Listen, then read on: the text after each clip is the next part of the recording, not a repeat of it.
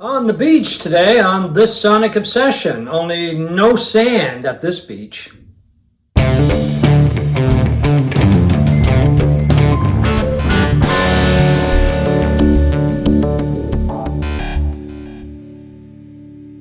Hi folks, I'm John Whidden. Right over there is Steve McLeod, and welcome to this Sonic Obsession. Today we're going to the beach.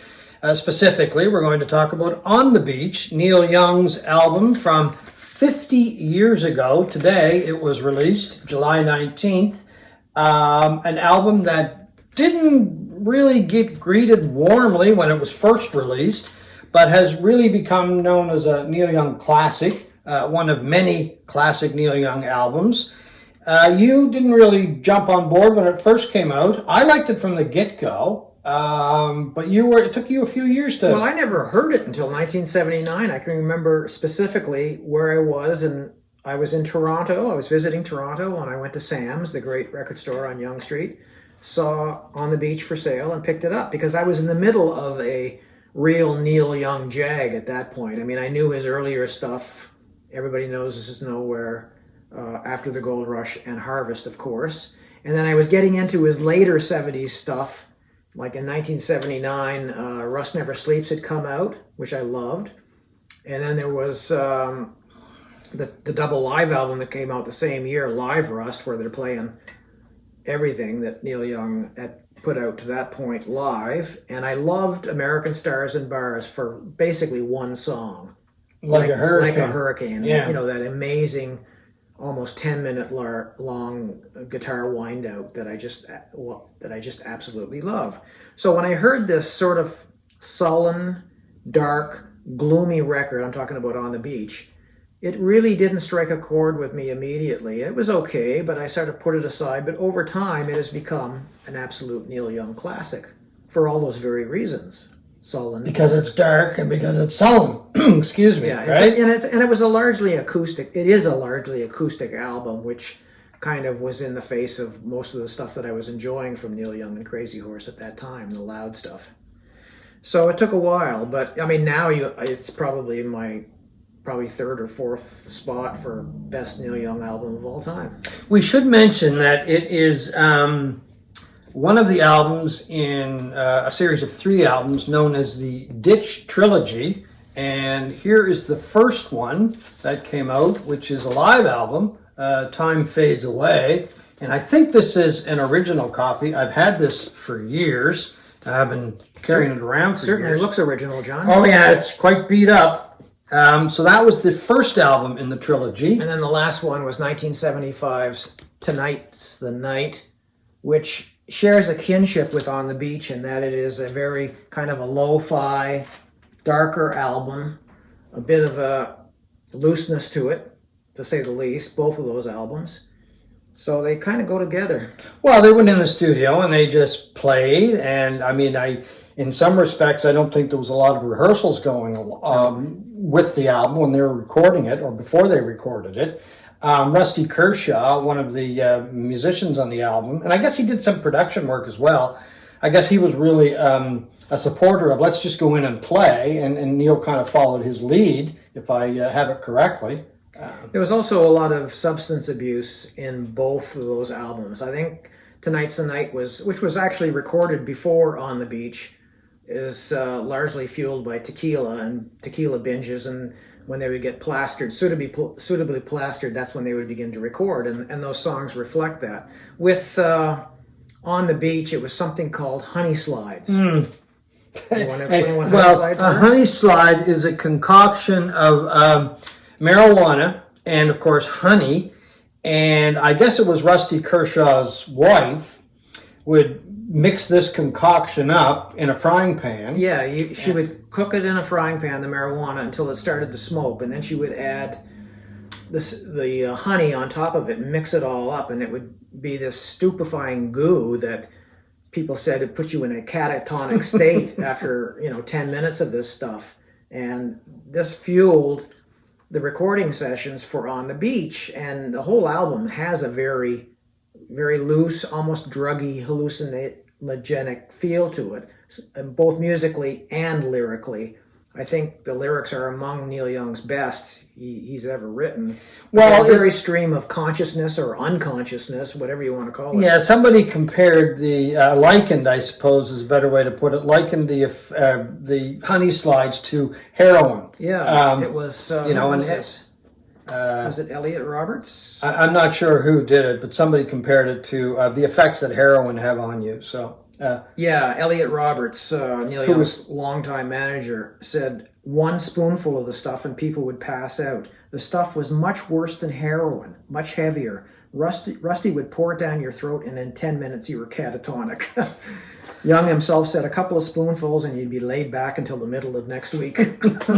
So that it has that kind of feel that made for magic, I guess, in the studio and greatness. Yeah, well, I mean, a lot of people, you were talking about the darkness, and I find Tonight's the Night darker than On the Beach. I mean, I don't know if there's a darker Neil Young song than Tonight's the Night. And the whole album, to me, has that same kind of feel. I would say Revolution Blues is pretty dark. We'll get into that a little. Well, talk about it now. Well, let's just pick it up right now because Revolution Blues, I agree, it's a dark song as well, and it is about Neil Young's acquaintance with Charles Manson.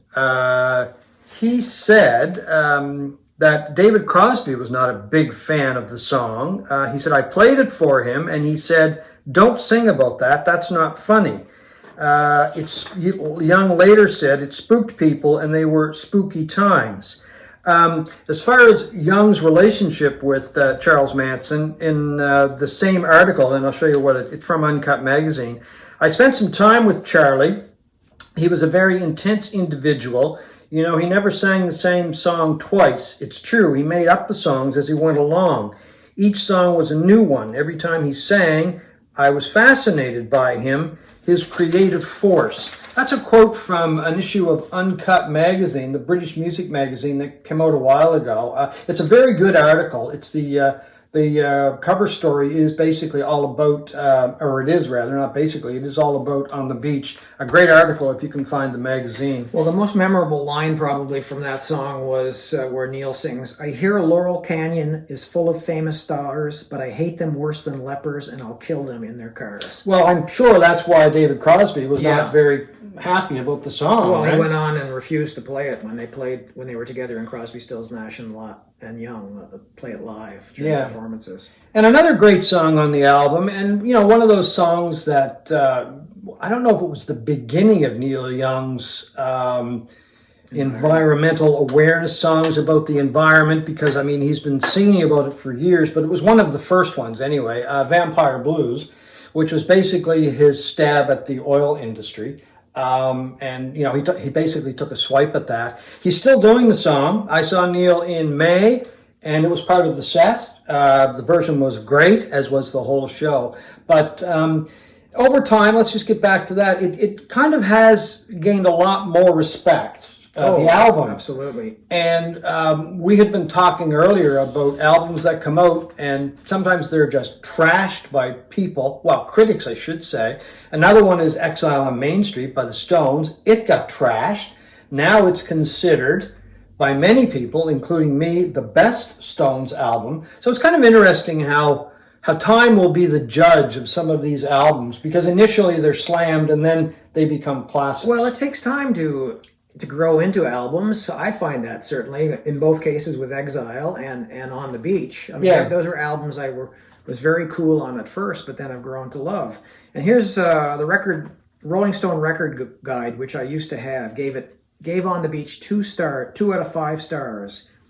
And it said in the guide, this album's apocalyptic prophecy is rendered all but unlistenable by Young's grating, whiny delivery. That's ridiculous. Well, that's just mean. But Rolling Stone could be like that sometimes. I mean, if they got a hate on or a dislike on for some people, that was it. They would totally trash them, right? Yeah. Robert Hilburn, the music critic for the LA Times, wrote, the tone of the album is drab, sullen, and isolated. It is. I mean, it's an album that has 3 songs with blues in the title. Yeah. So it is a bit of a downer of an album, but the sullenness and the gloominess is why it's a great album. Exactly. I mean, that's what Neil Young is really good at. He's great at singing about issues. He's great at singing about relationships. And he was singing about this period of his life where his marriage to actress Carrie Snodgrass was coming apart at the seams and broke up shortly thereafter. He was singing about his dissatisfaction with becoming a star and feeling the need to drive into the ditch and sabotage his own career in some ways, and also his isolation from the fans. That he would go to these concerts, and we saw a concert like this. Yeah, he played here in Halifax in the '80s, and it was during his Old Ways tour, and it was not good. It was the show itself was abysmal. I mean, it just didn't work. He basically turned his back on his entire catalog. Yeah. To play traditional country, not the country that people were there to hear, which is harvest country, this mellow Neil Young, beautiful country. He was playing traditional country, and the fans were just bored out of their minds, us included, and waiting for him to come out, which he eventually did with an acoustic guitar and start playing Helpless and Heart of Gold, and the whole thing turned around. But that's Neil. Like he's his own worst enemy sometimes, and maybe his manager's worst enemy in terms of sometimes wanting to sabotage his own career by doing whatever the hell it is he wants. Well, that's just it. And then when he did, he released, after the Gold Rush, he released Harvest. I mean, 2 hugely successful albums. And then he came out with the Ditch Trilogy. And then there's the 1980s, which don't get us started on that. Well, there you go. There's another phase. But, I mean, the thing is, with the Old Ways album and that tour, the album didn't work. I mean, as far as that was concerned, I never liked that album. I mean, I listened to it, tried to like it. I just couldn't like it. Maybe one of those things I'll pick up someday and see if I have come around. But On the Beach is one of those albums I liked from the get-go. Unlike you, I listened to it when it first came out. I really liked it. I did find it dark, but not as dark as Tonight's the Night. And I mean, the cover itself is actually kind of bright. I mean, it's a California beach. It's the sunniest thing. Shining. It's the sunniest thing about the album, I would say. His look at his jacket that he's got on.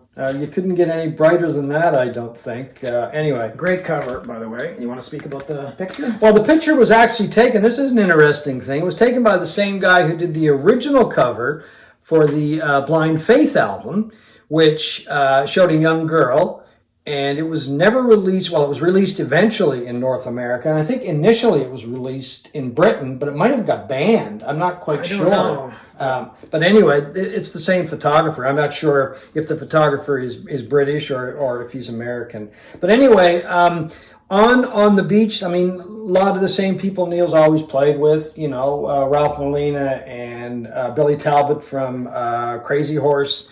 They're still playing with him. Saw them recently, as I said earlier. Ben Keith. Ben Keith is on the album. David Crosby's on the album. Graham Nash is on the album. Rick Danko and Lee Von Helm of the band. Yeah, so a lot of the same people that he's played with over the years. So I'm sure that, they all came into the studio, and as we pointed out earlier, Rusty Kershaw was, I think the prime instigator and saying, let's just play, let's not spend a lot of time rehearsing it. And, these guys know each other so well that they can probably just pick up their instruments and away they go. That's another thing that I find really nice about Neil Young. One of the things that I've always been attracted to Neil about, it is about the music, and if it's a little bit rough, maybe not as smooth as some people may want it or think it should be, that's just Neil. I mean, that's the sound I like. I mean, I love Crazy Horse because that's just straight out rock and roll. And I find it's that way on this album and Tonight's the Night. And of course, and this is not Crazy Horse, but this was the same with Time Fades Away. Yeah, with Neil, the missed notes have almost as much value as the proper notes, Yeah, exactly. It's all part of the process. Playing music. So anything else you want to add about On the Beach? No, other than it is still readily available in the reissue version, which was cut by Chris Bellman, came out in 2016. It's fantastic. And there you go. Well, we think it is a classic, and happy birthday to On the Beach from this Sonic Obsession.